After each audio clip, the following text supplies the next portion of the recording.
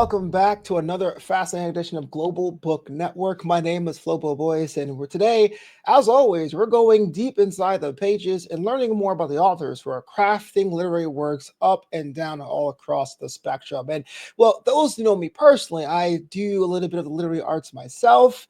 But I always struggled with short story collections because I always felt like I hope people got the actual essence of what I'm writing about. Well, my guest today does that with such a high level. I am thoroughly impressed. Ladies and gentlemen, please welcome the author of Drop Calls, Robert McGuiness. How's it going, sir? It's going great. How you doing today, Flobo?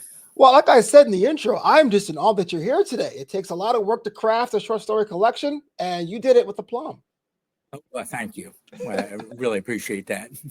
Yeah, before we even get into drop calls today, because I have questions upon questions, talk to me about the moment you decided to say, look, I have experiences, I have a perspective, I'm going to put pen to paper and become an author. Well, to tell you the truth is I spent most of my adult life trying to be quiet. And I didn't feel like, in a Zen sense, that it was necessary to give or take information. So I felt like it was polarized, and I felt like everything we did was polarized. So I remained fairly quiet in a Zen sort of way. As I got older and I watched the state of affairs, I realized that in Ireland, you couldn't be a sanctioned poet until you were um, in your mid 60s, which is like living an entire lifetime before you had enough wisdom to speak. And I thought, I lived a lifetime now and things need to change. So maybe now is the time for me to speak. And I really felt like it was important to take that time in the first place because perspectives change. And, at later in life, there is more wisdom. And I thought this is the time, if we don't teach the young people now, it'll be too late. And it's not just about me being too late, is I don't know how much longer this planet could sustain us the way it has. So Yeah. I felt like now is an important time, and I thought that I would do the best I could. It's interesting you say that because there's a lot of creatives out there now, I would say over the past 10 years, maybe post pandemic of 2020, that kind of feel the sense of urgency to get their perspectives out to many people as they can. And as it is for your particular experience, how has been that ride of making sure that you have works to be done, you have your perspective ready to share and discussing those works? Well, that's a good question. I don't really know what the motivating factor was. I mean, I know what was motivating, but I don't know what triggered it all of a sudden. And you might be right. It might have started with the pandemic and realizing that we needed to get it out there. Is another thing that was said is that in the end of times, no voice will be heard above another. So when you look at everybody um, uh, having phones and internet access and stuff like that, it really diminishes the ability for a voice to be heard. And I had been dreaming about a character regularly, which I called the high cynic. And when no voice was heard above another, the high cynic would be heard. So I always had that little bit of cynical edge.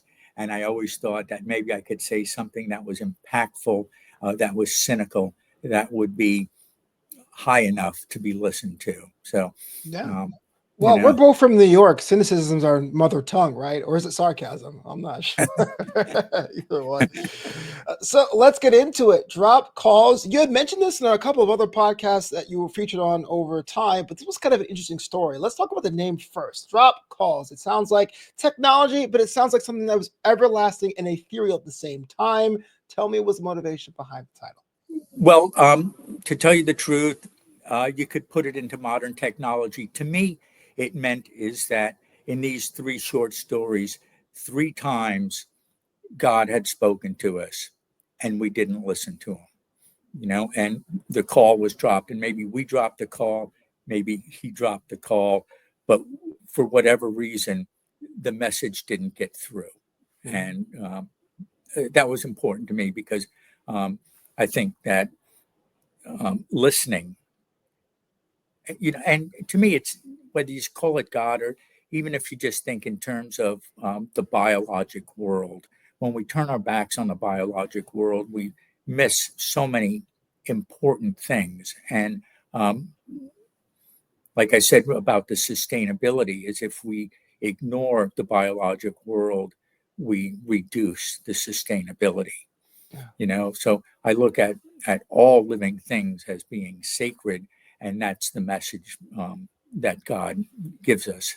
So I meant it in that sort of way. So Forgive me for going off topic a little bit, but it does seem that God is everywhere if you do or believe if you are devout. But it seems like there seems to be many and major disconnects. The drop calls you were referring to. Why does that happen? Do you think, in your opinion, as people, as humanity, what are we doing to put ourselves in a position to drop those calls?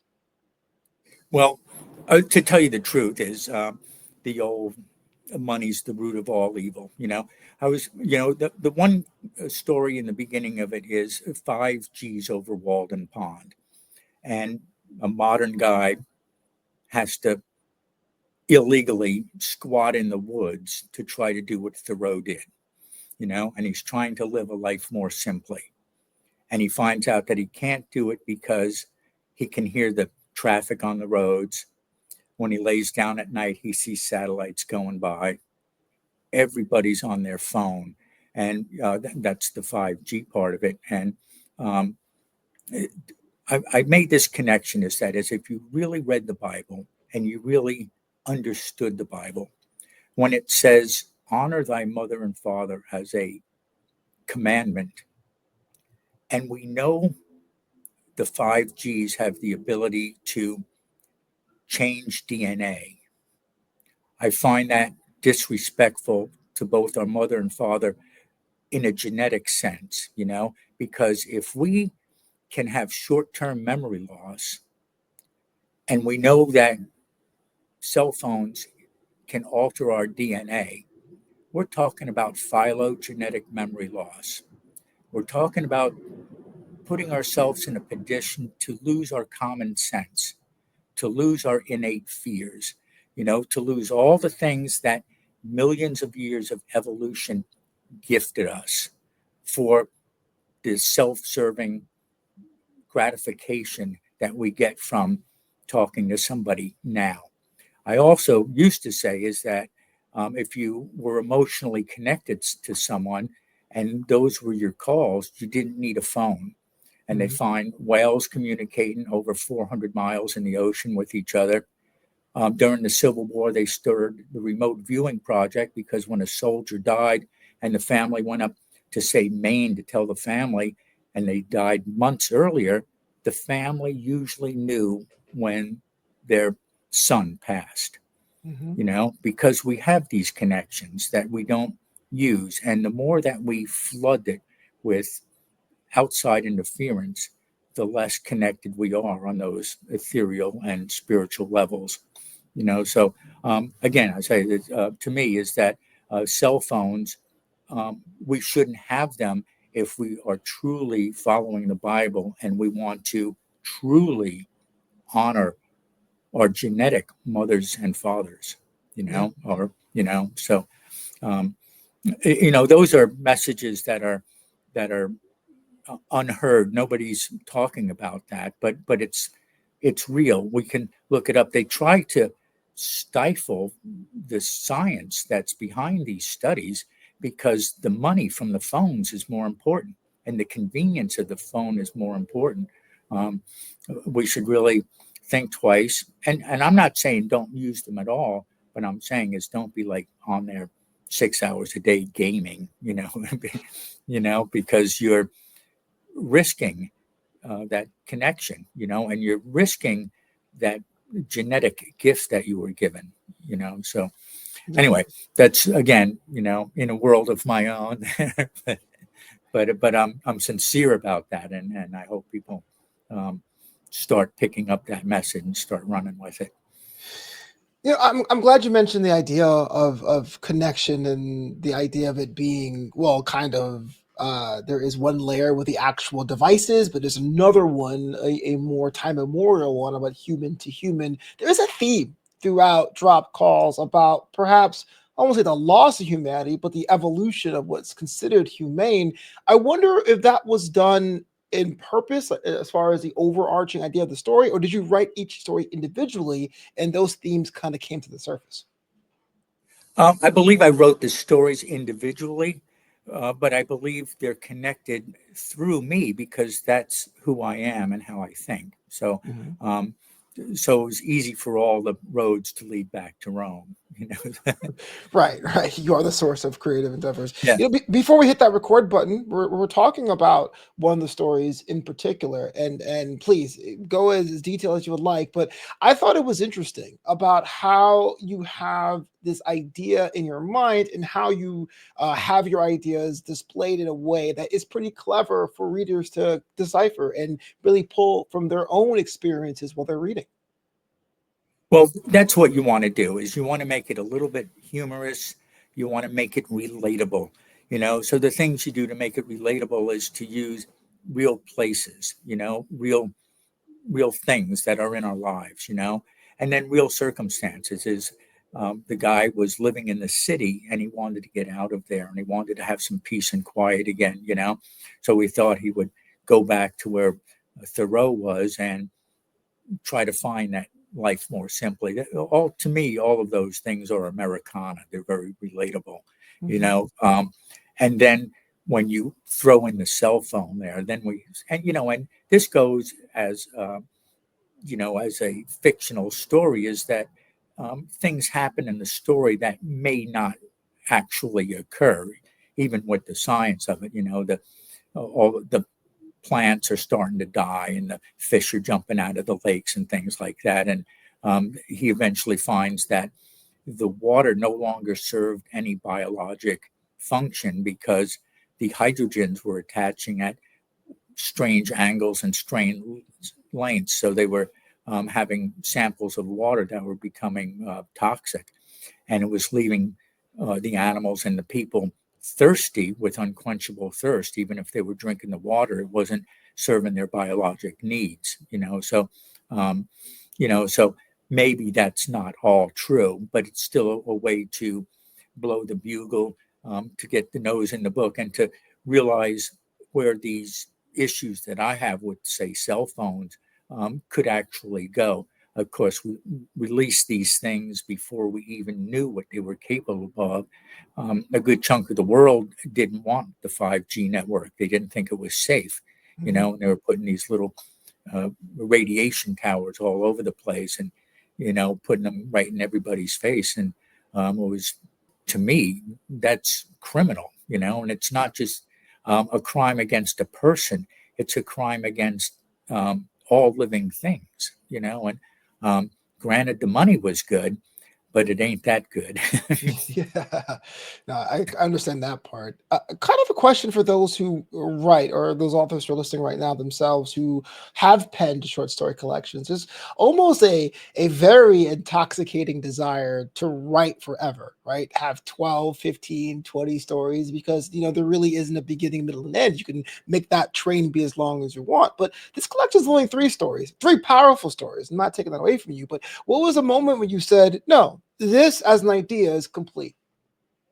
um, you know what? I don't think I ever said that. You know, um, I handed one story over to the publisher, excuse me, and they didn't want to do just one story. And then they told me that there'd be a minimum word count. And I had some other stories written, and I'm saying, well, let's put this one and this one in there and see if we get up to the word count and send it off. And I was anxious to get the one story published. So when they showed any interest at all, I was like, okay, we'll move forward with this. And it didn't stop me from writing. I'm compiling more stories now. Um, and like you said, as I don't think there's ever an end to it once you open that Pandora's box. So No. I'll keep um, speaking even when I should remain silent. That's we have one life, why not be as bold as you can? And You know what? I'll say it. We are living in times that are very documented. I'm not going to say it's unprecedented time. That's kind of a cop out because there's been a lot of things that have happened before. A lot of things are cyclical. A lot of things we've experienced the first time. But I will say this is very unique in its composition. When you're writing a work of fiction, even though, like you said, there is a hint of realism in there, is there a bit of a self-editor in the writing stage where you go, this may be too provocative for some. Maybe they might get the wrong idea when they read this. Do you have those inner struggles? Absolutely, absolutely. And I try to curb that in my thinking process before I even take the pen to the paper.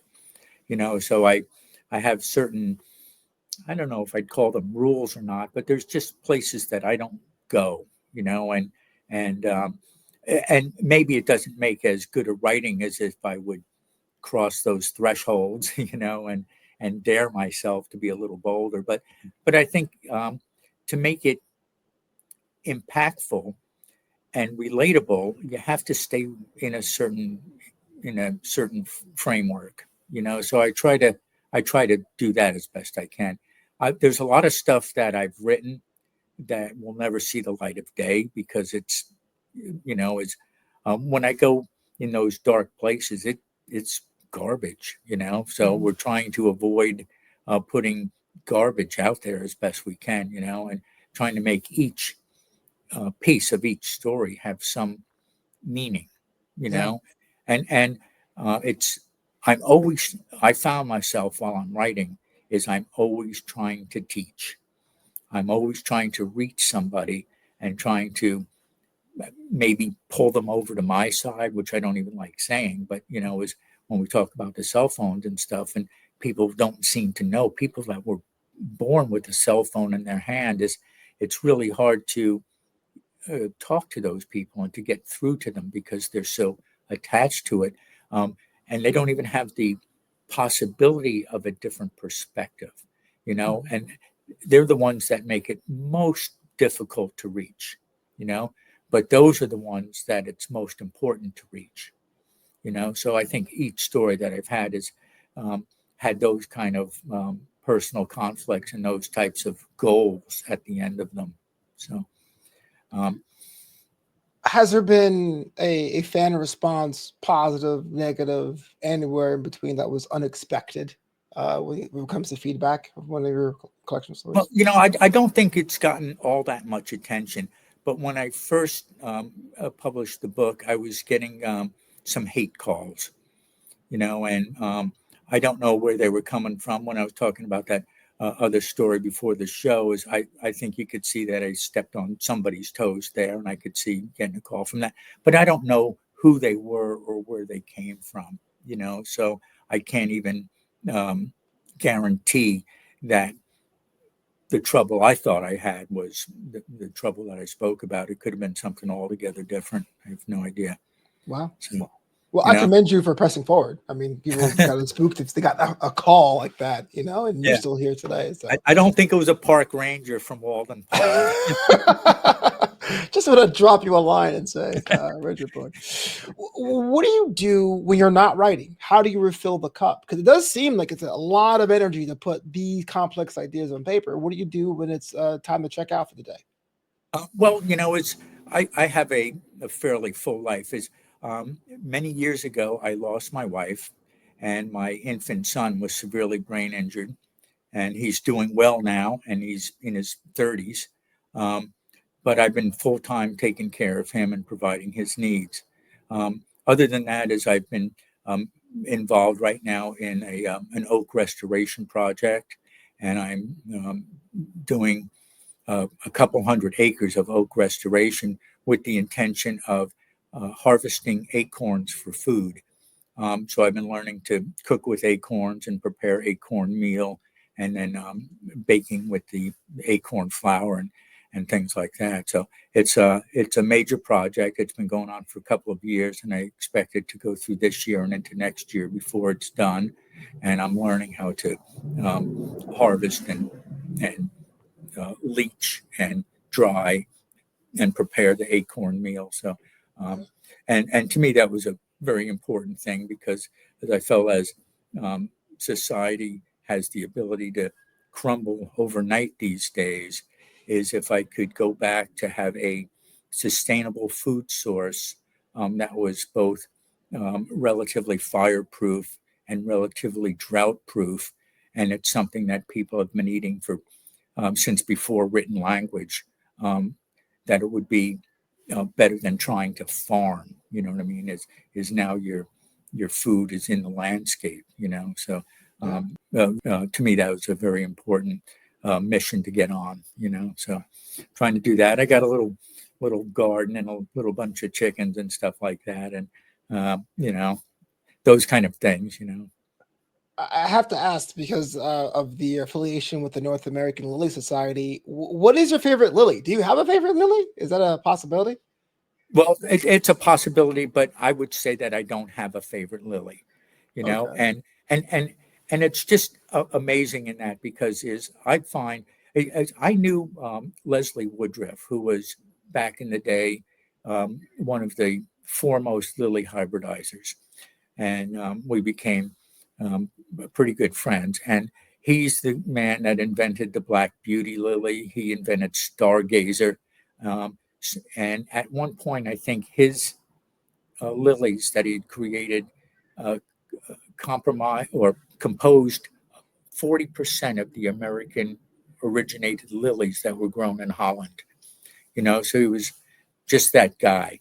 And he was like kind of a madman genius. And um, he'd have vials and vials and little pads of all the different lily pollens, and he would brush them on them with a little paintbrush or a feather. And he told me about the Black Beauty. He said it took him 7 crosses over 15 years to make that one lily. Yeah. And then when he was explaining the Stargazer, he wanted it that you could force it so it was ready for every holiday, ready for Valentine's Day, ready for Easter, ready for Mother's Day, ready for graduation, ready for weddings. And you could force them and then put them on the market, But he was like saying, I needed this genetics to make it short. I needed this genetics to make it up facing. I needed these genetics to make it fragrant, and everything was just going through the genomes without the technology that we have today. He did this by rote, you know what I mean? And it was absolutely fascinating. So when you get into what's your favorite lily, and I think of the genomes of all the different lilies and which brings each one forward, it's really hard to pick a favorite like that. Yeah.